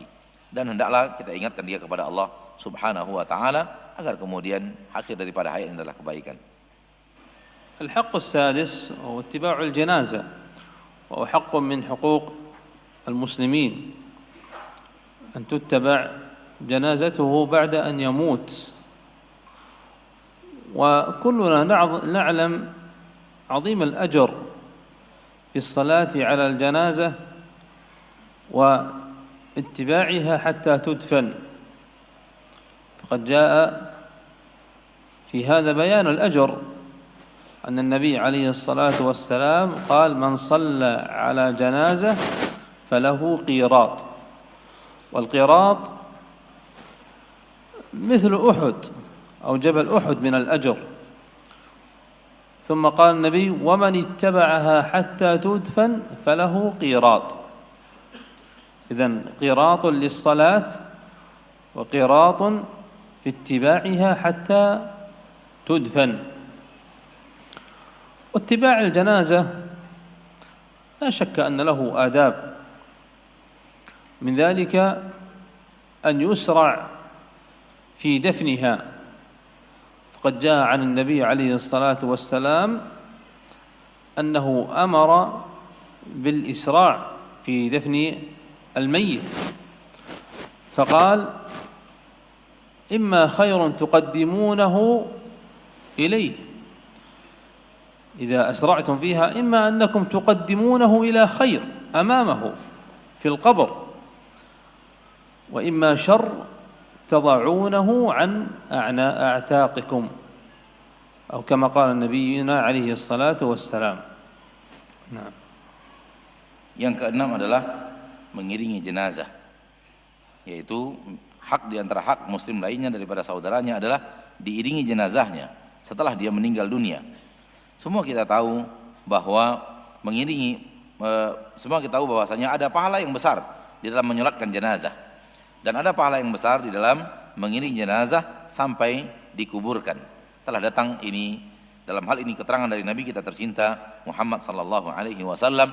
Beliau mengatakan, man shalla ala janazah falahu qirat. Barang siapa yang melakukan salat terhadap jenazah, maka dia mendapatkan qirat. Qirat, saudaraku, adalah mendapatkan pahala sebesar Uhud, sebesar gunung Uhud. Maka orang yang telah menyolatkan jenazah mendapatkan pahala sebesar gunung Uhud. Waman ittaba'a falahu qirat. Dan barang siapa yang mengiringi jenazahnya, maka dia juga mendapatkan qirat. Maka satu qirat untuk salat dan satu qirat untuk mengiringi jenazahnya sampai dikuburkan. Dan di dalam mengiringi jenazah juga ada adab-adab yang harus dilakukan. Di antaranya adalah hendaklah segera dikuburkan jenazah yang sudah wafat. Telah datang dari Nabi sallallahu alaihi wasallam perintah untuk segera menguburkan jenazah, segera menguburkannya apabila dia meninggal dunia. Nabi SAW mengatakan, imma khairun tuqaddimuna ilaih, yaitu maksudnya adalah boleh jadi ada kebaikan yang kalian percepat kepadanya. Maksudnya ada kebaikan yang menunggunya di dalam kuburnya. Maka apabila kita segera kuburkan, maka kita mensegerakan kebaikan untuk saudara kita. Wa imma syarrun tad'aunahu an a'taqikum. Dan boleh jadi kalau kita sekalian segerakan, boleh jadi adalah keburukan yang segera kalian letakkan dari bahu-bahu kalian, sebagaimana yang dikatakan oleh Nabi sallallahu alaihi wasallam. اتباع الجنائز أيها الإخوة فيه تذكر للموت، فقد قال نبينا عليه الصلاة والسلام: زوروا القبور فإنها تذكركم الآخرة، أو كما قال نبينا عليه الصلاة والسلام.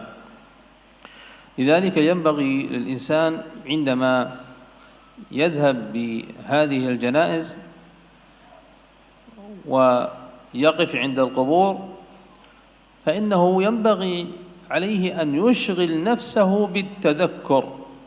تذكر الموت، ولهذا شرعت الزيارة لتذكر الموت عند هذه القبور. ولا ينبغي للإنسان أن يشغل نفسه بالضحك وعدم الاهتمام لمثل هذه الأمور كما نراه حقيقة من بعض الناس، وهذا أمر عجيب حقيقة في زماننا، أن ترى بعض الناس يتضاحكون في القبور والعياذ بالله. تجد البعض مشغول بجواله واتصالاته والجنازة تدفن. سبحان الله، أين تذكر الموت؟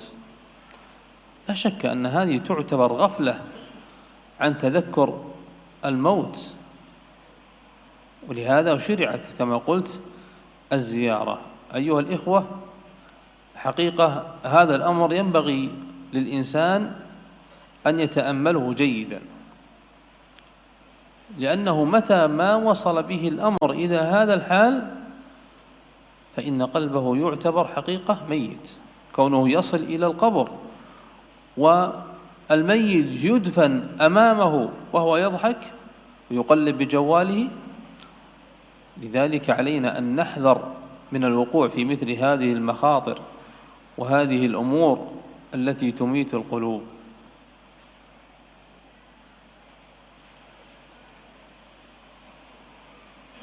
Mengikuti jenazah di dalamnya terdapat manfaat untuk mengingat kematian. Sungguh di dalam menziarahi kubur, mendatangi kubur, di depannya terdapat manfaat mengingat akhirat, sebagaimana dikatakan oleh Nabi sallallahu alaihi wasallam. Maka penting bagi seorang insan, harus bagi seorang insan, bagi seorang muslim, ketika dia pergi menyelenggarakan jenazah saudaranya, hendaklah dia mengingat kubur dan hendaklah dia menyibukkan dirinya dengan mengingat kematian. Oleh karena itulah disyariatkan ziarah kubur untuk mengingatkan kita kepada kematian, mengingat kita kepada alam kubur. Maka jangan sampai kita lalai dari hal ini dan justru kemudian mengisi waktu kita di kuburan dengan banyak tertawa dan kemudian tidak peduli kepada masalah-masalah yang seperti ini, yaitu tidak peduli kepada mengingat kepada kematian. Engkau bisa melihat sebagian manusia, terkadang sebagian manusia pergi kepada kubur, namun engkau lihat dia saling tertawa sesama saudaranya dan mereka saling tertawa di dekat kubur. Atau sebagian mereka terlalu sibuk dengan handphonenya, terlalu sibuk dengan telepon ke sana dan telepon kemari, sementara jenazah dibawa, diusung dan dikuburkan di depan matanya. Subhanallah, kapan dia akan mengingat kematian? Sementara dia berada di dalam kubur dan itu tidak membuatnya mengingat kepada kematian. Oleh karena itu disyariatkannya ziarah untuk hal tersebut. Maka suatu hal yang sangat perlu diketahui bahwasanya hendaklah seorang muslim selalu memperhatikan ini, selalu dalam keadaannya ketika dia sedang menziarahi kubur atau sedang mengantarkan jenazah. Apabila dia lalai daripada hal ini, kemudian dia sampai kepada titik di mana tidak mengambil ibrah dari mayat dikuburkan sementara dia lalai, ini hal yang sangat mengecewakan dan ini hal yang kita ingatkan saudara kita untuk tidak terjatuh ke dalamnya, tidak terjatuh dalam perkara yang maksiat yang seperti ini yang menjadi tanda bahwa hatinya telah mati. هذه مجمل الحقوق التي وردت في هذا الحديث. كما ذكرنا أن الحقوق كثيرة، وحتى النواهي التي نهانا الله عز وجل عنها ونهانا عنها نبينا عليه الصلاة والسلام فإنه يقابلها حق من حقوق المسلمين. فعندما يقول الله سبحانه وتعالى يا أيها الذين آمنوا لا يسخر قوم من قوم عسى أن يكونوا خيرا منهم ولا نساء من نساء عسى أن يكن خيرا منهن. هنا نهى الله عز وجل عن السخرية. إذن من حق المسلم أن لا تسخر منه وأن تحترمه وتجله. ثم قال ولا تلمزوا أنفسكم ولا تنابزوا بالألقاب. وقال في الآية التي بعدها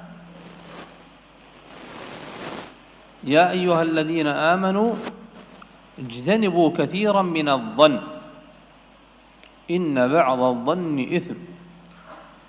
وهذا الأمر الذي نهينا عنه وهو إساءة الظن أيضا يحتاج وقفات، لكن الوقت حقيقة ما يتسع للحديث عن كل حق واجب للمسلم. اجتنبوا كثيرا من الظن السيء أفسد بين المسلمين، أفسد بين الرجل وامرأته، وهذا كثيرا ما يحصل. أفسد بين الأخوين، أفسد بين الأخ وأخته. إساءة الظن أيها الإخوة ينبغي أن نحذر منها وأن تحسن الظن في الغالب، وعليك أن تتثبت. قال ولا تجسسوا يا أيها الذين آمنوا اجتنبوا كثيرا من الظن إن بعض الظن إثم. ولا تجسسوا، أيضا هذا أمر خطير، التجسس وتتبع عورات المسلمين. ولا يغتب بعضكم بعضا أيحب أحدكم أن يأكل لحم أخيه ميتا فكرهتموه. انظر إلى عظيم الغيبة. شبه النبي عليه الصلاة والسلام من يغتاب بمن يأكل لحم أخيه ميتا. الواقع أيها الإخوة كما قلت أن الحقوق كثيرة، لذلك ينبغي علينا أن نتتبع هذه الحقوق وأن نحرص على أدائها والالتزام بها، لأنه كما قلت في بداية الأمر أن الله عز وجل شرع مثل هذه الحقوق لتزداد الألفة بين المسلمين ولتزول الضغينة والتحاسد فيما بينهم. الله أيها الإخوة بالأخذ بهذه الحقوق وعدم التقصير فيها، فإننا حقيقة في زمن نحتاج لأن نتكاتف فيما بيننا. نحن في زمن تكالبت علينا الأعداء لتفريق المسلمين من كل جانب، لذلك علينا أن نجابه هذه الدعوات الباطلة وهذه الجيوش التي سخرت أوقاتها وأموالها لتفريق المسلمين في كل البلدان. وهذا لا يكون إلا بالأخذ بهذه الحقوق لنتكاتف فيما بيننا تزداد قوة المسلمين. وفي ختام هذا اللقاء نسأل الله عز وجل أن يبارك لنا وأن ينفعنا بما قلنا وسمعنا، وأن يعيننا وإياكم على أداء هذه الحقوق، إنه ولي ذلك والقادر عليه، والله تعالى أعلم. وصلى الله وسلم على نبينا محمد وعلى آله ومن اهتدى بهديه إلى يوم الدين. Inilah dia secara global hak-hak yang disebutkan oleh Nabi Sallallahu Alaihi Wasallam di dalam hadis yang tadi telah disebutkan. Kita telah menyebutkan di awal bahwasanya hak itu sangatlah banyak, hak-hak muslim sangatlah banyak dan tidak terfokus kepada hadis itu saja. Bahkan sampai di dalam larangan-larangan yang mana kita dilarang oleh Allah untuk melakukannya dan kita dilarang oleh Nabi Sallallahu Alaihi Wasallam untuk melakukannya. Di dalam larangan itu ada sesuatu yang bertolak belakang dengannya, yaitu hak yang harus kita tunaikan. Sesuatu yang terbalik yang harus kita pahami adalah hak yang harus kita tunaikan. Sebagaimana yang dikatakan oleh Allah Tabaraka wa Ta'ala dalam Al-Quran, Ya ayyuhalladzina amanu la yaskhar qaumun min qaumin asa ayyakunu khairan minhum wala nisa'un min nisa'in asa ayyakunna khairan minhun. Hai orang-orang yang beriman, janganlah sebagian kaum mengolok-olokkan sebagian kaum yang lainnya. Boleh jadi yang diolok-olok lebih baik daripada yang mengolok-olok. Dan janganlah sekelompok wanita mengolok-olok wanita lainnya. Boleh jadi wanita yang diolok-olok itu lebih baik daripada wanita yang mengolok-olok. Di dalam hadis ini Allah Tabaraka wa Ta'ala, dalam ayat ini Allah Tabaraka wa Ta'ala melarang kita untuk mengolok-olok saudara kita. Maka di antara hak muslim yang harus kita tunaikan adalah jangan kita mengolok-olok dia. Jangan kita mengolok-oloknya. Jangan memberikan kepadanya sesuatu yang membuat dia merasa diolok-olok, akan tapi muliakan dia, agungkan dia, dan agungkan dia di depan kita. Kemudian Allah juga mengatakan setelahnya, wala min nisa'in sayakunna khairan minhun wala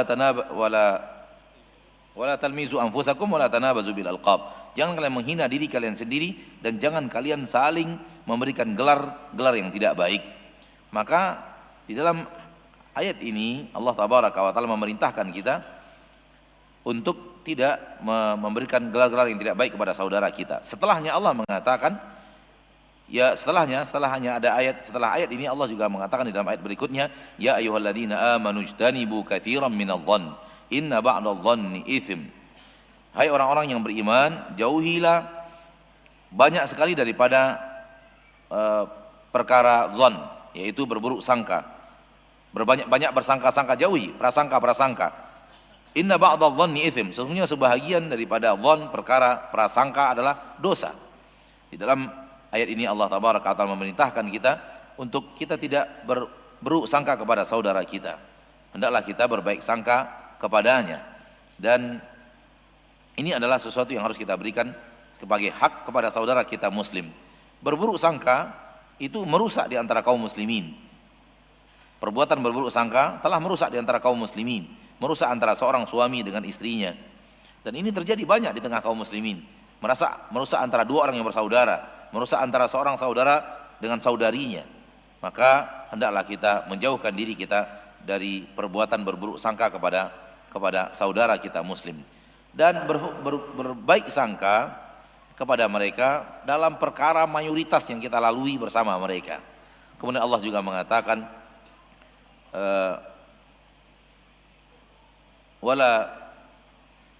wala yaghtab ba'dukum ba'dha. Jangan sebagian kalian menggibahi sebagian yang lainnya. Di dalamnya terdapat wala tajassasu. Jangan kalian tajassus, mencari-cari kesalahan. Di dalam ayat ini terdapat larangan antara sebuah perkara yang sangat berbahaya, yaitu tajassus. Tajassus adalah mencari-cari kesalahan saudara kita muslim. Tidak boleh bagi kita untuk mencari-cari kesalahan mereka. Kemudian Allah Subhanahu wa taala mengatakan wala yaghtab ba'dukum ba'dha ayawaddu ahadukum an ya'kula lahma akhihi maitan fakarihtumu. Jangan sebagian kalian menggibahi sebagian kalian yang lainnya. Apakah salah seorang dari kalian mau memakan daging saudaranya yang dia telah menjadi mayat? Pasti kalian tidak suka untuk itu, pasti kalian membencinya. Lihatlah saudaraku bagaimana besarnya dosa ghibah, ya, bahwa orang yang telah menggibahi saudaranya, maka dia bagaikan memakan daging saudaranya yang telah menjadi bangkai. Maka hendaklah kita berhati-hati dalam masalah ini, dan hendaklah kita berusaha menunaikan hak-hak saudara kita, dan hak saudara kita sangatlah banyak, ya. Hendaklah kita berusaha untuk mencari dan memperhatikan apa saja hak saudara kita kepada kita, dan berusaha sekuat tenaga dan tamak kita untuk menunaikan hak-hak tersebut. Sesungguhnya Allah Tabaraka wa Ta'ala tidaklah memberikan kepada kita syariat terhadap hal-hal seperti ini, menunaikan hak saudara kita, kecuali agar menghilangkan di antara kita rasa benci, rasa iri hati, dan agar bertambah di antara kita saling kasih, saling cinta sesama muslim, dan jauh daripada kita saling hasad dan saling iri hati. Saudaraku, hendaklah kalian selalu bertakwa kepada Allah dan bertakwa kepada Allah untuk selalu mengerjakan pekerjaan ini, dan hendaklah jangan kalian remehkan perbuatan untuk menunaikan hak saudara kalian. Dan sesungguhnya hendaklah kita berusaha pada zaman sekarang ini, yang di zaman ini telah banyak sekali orang-orang yang ingin memecah belah kaum muslimin. Banyak sekali orang-orang yang telah berusaha untuk memecah belah kita kaum muslimin. Hendaklah kita berjuang dengan cara-cara yang seperti ini, dengan menjalankan undangan saudara kita, dengan menunaikan haknya kepada kita. Sungguh di zaman kita sekarang ini banyak sekali tentara-tentara yang telah mengeluarkan harta-harta mereka dan menyibukkan waktu-waktu mereka gunanya untuk memecah belah kita kaum muslimin.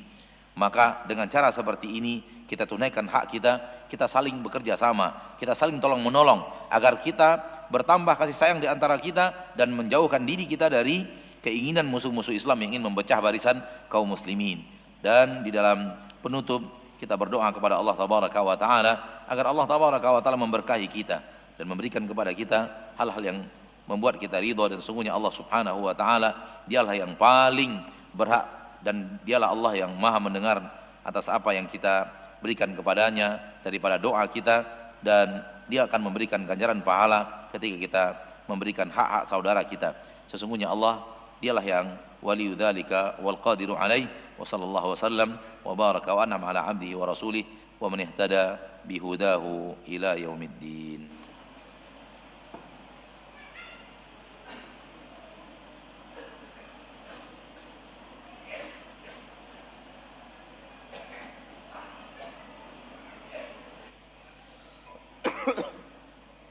Soalul awal, semoga Allah memberikan berkah kepada Syekh dan istiqamah di dalam agama Islam. Wahai Syekh, bagaimana jika di walimah tersebut terdapat musik?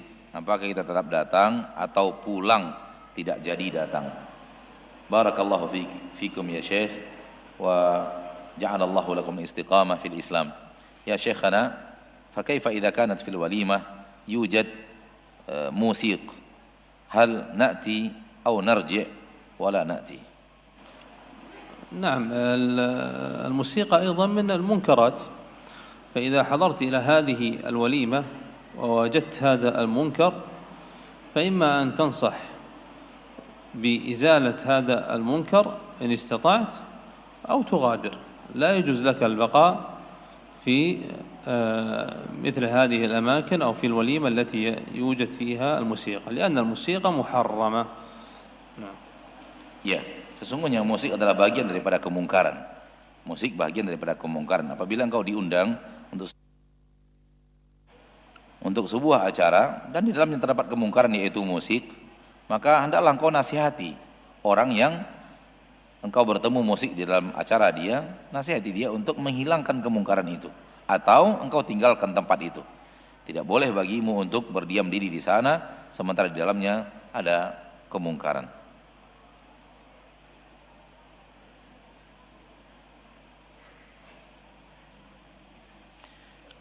Ustadz, apakah ada pengecualian hak ini terhadap ahli bid'ah? Ya Syekh, hal hunaka mustathnayat li ahli bid'ah fi hadhihi al-huquq? Mustathnayat? Yani yustatna yani ahli bid'ah. Jika kana hunaka ahli bid'ah, salam, salam, ziyarat, iyad bil marid. نعم لا بأس بذلك، يعني لا سيما إذا كان الإنسان يرجو منهم الصلاح، لأن أهل البدع يتفاوتون، منهم من تكون بدعته مكفرة ومنهم من بدعته تكون دون ذلك. فإذا كان الإنسان يرجو في إعطاء مثل هذه الحقوق لبعض المخالفين يرجو هدايتهم فلا بأس بذلك، لا بأس بذلك، لكن لا ينبغي أن يطيل المكث والذهاب مع أهل البدع. نعم يسلم على من يرجى منه الهداية ويزوره ويعوده، لكن الواجب عليه أن يحرص على هدايته وعلى نصحه، ولا يكون همه فقط مجالسة أمثال هؤلاء، لأن مجالسة أمثال هؤلاء حقيقة تمرض القلوب وتسبب الغواية والضلال.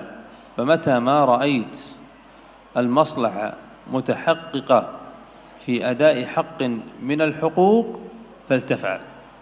أما إذا عدمت المصلحة أو خشي عليك من الانجراف معهم أو الافتتان بهم فإنه لا يجوز لك مثل ذلك.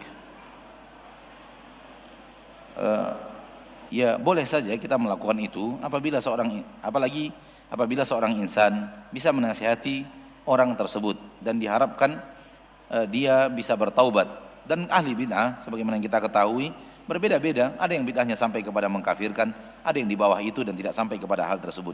Apabila seorang insan diharapkan darinya dengan dia hadir melaksanakan hak saudaranya, diharapkan saudaranya itu dapat hidayah melalui dirinya ketika dia melakukan hak itu, maka boleh kita lakukan hak itu kepadanya.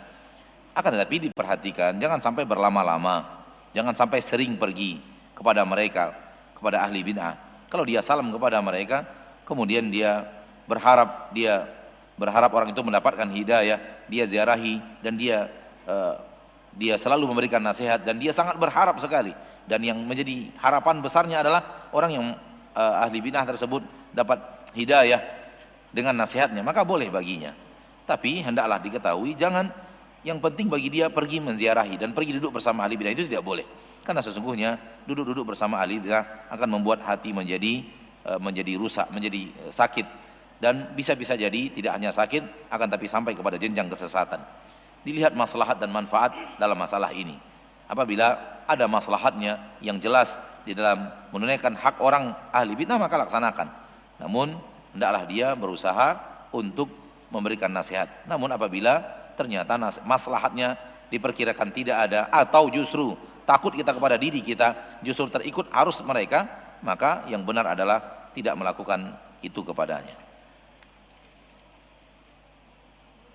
Haruskah kita datang di acara undangan walimah tetapi orang yang mengundang kita tersebut tidak kenal sama kita?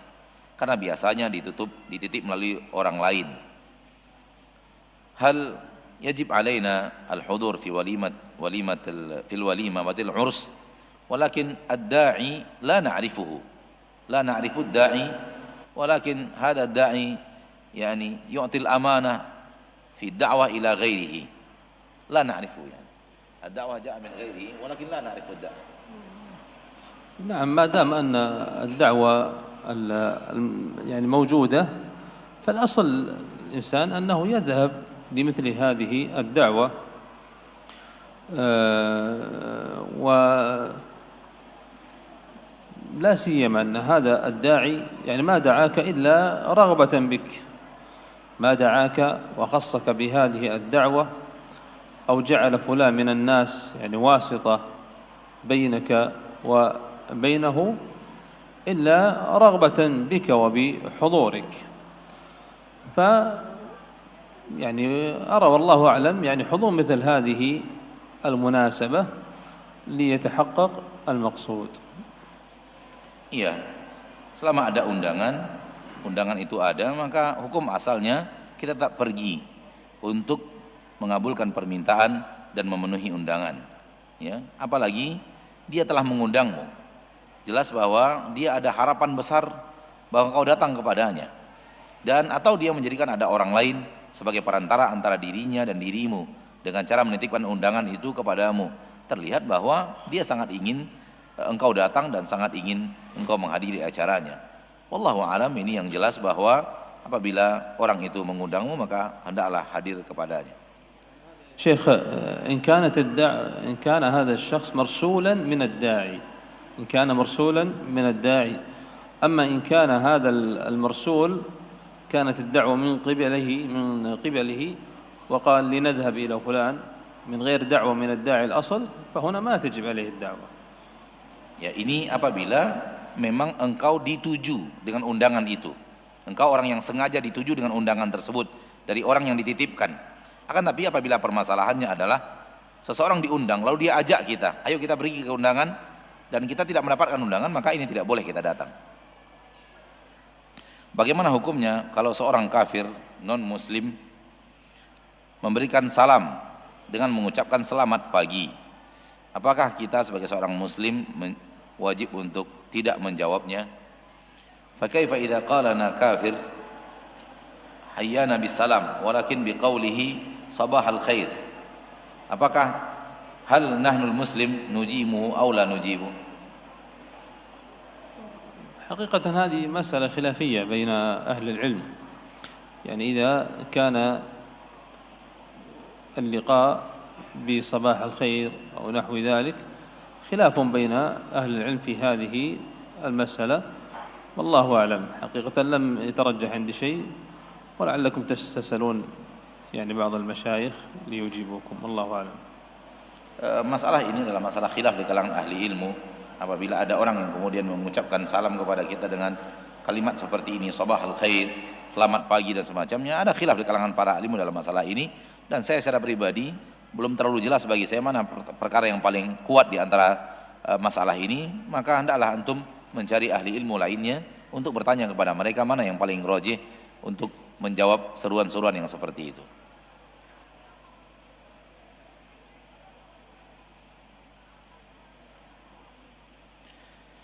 Pertanyaan terakhir pada malam ini, barakallahu fikum ya Syekh, jika dalam waktu bersamaan mana yang diutamakan, menghadiri undangan walimah atau menuntut ilmu? Idza tafaqal waqtan fa ayyuhuma yuqaddam, hudur da'watil walimah atau talabul ilm? Atau talabul ilm. Hudur da'watil walimah atau talabul ilm. إذا تعارض.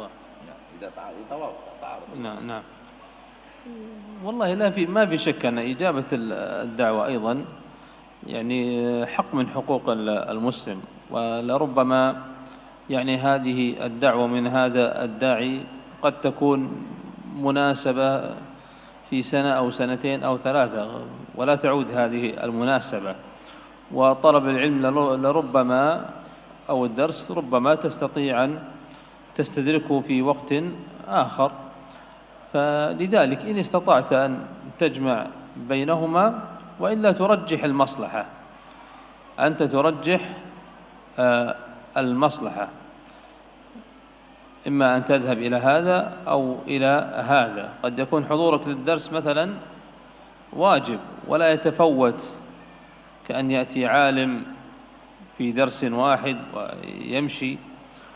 فهنا يعني تحاول أن ترجح بين المصلحتين، وإن وإن كنت أرى والله أعلم أن إجابة هذه الدعوة يعني فيها إدخال السرور على المسلم في إجابة هذه الدعوة، فلو قدمت فلعله أولى والله أعلم. Ya, apabila kita diundang dan ini adalah hak dari hak saudara kita muslim, dan boleh jadi undangan yang tersebut untuk walimah adalah sebuah kondisi yang terjadi sekali dalam setahun atau sekali dalam 2 tahun atau sekali dalam 3 tahun, maka boleh jadi ketika dia meminta kita untuk hudur, hadirnya kita untuk kewalimahannya penting untuk dia. Takkan tetapi perlu di sini kita untuk berusaha untuk menggabungkan kedua-duanya. Manakala dua-duanya bisa digabungkan, ini yang terbaik.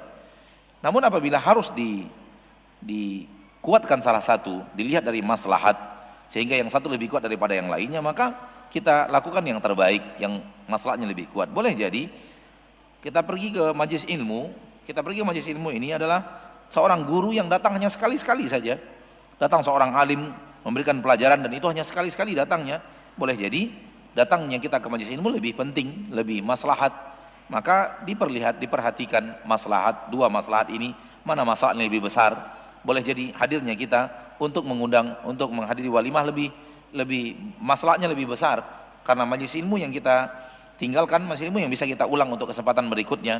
Akan tetapi kita bisa berhasil juga memasukkan rasa bahagia, rasa gembira kepada saudara kita. Maka dipertimbangkan dua maslahat, mana maslahat yang lebih besar. Sampai di sini pertemuan kita, saudara-saudara kaum muslimin dan muslimat rahimani wa rahimakumullah. Semoga Allah tabaraka wa taala Rabbul Izzati wal Jalalah memberikan kepada kita berkah di dalam ilmu yang telah kita tuntut dan memberikan kepada kita ilmu yang bermanfaat dan amal yang saleh, dan semoga Allah tabaraka wa taala ampunkan dosa dan kesalahan kita ketika kita bertemu dengannya, dan semoga Allah tabaraka wa taala tutup dari kita pintu surganya, dan semoga Allah tabaraka wa taala masukkan kita ke surganya. Amin ya rabbal alamin. إلى هنا لقاؤنا وصلى الله وسلم وبارك وأنعم على عبده ورسوله محمد. سبحانك اللهم وبحمدك أشهد أن لا إله إلا أنت أستغفرك وأتوب إليك. والسلام عليكم ورحمة الله وبركاته.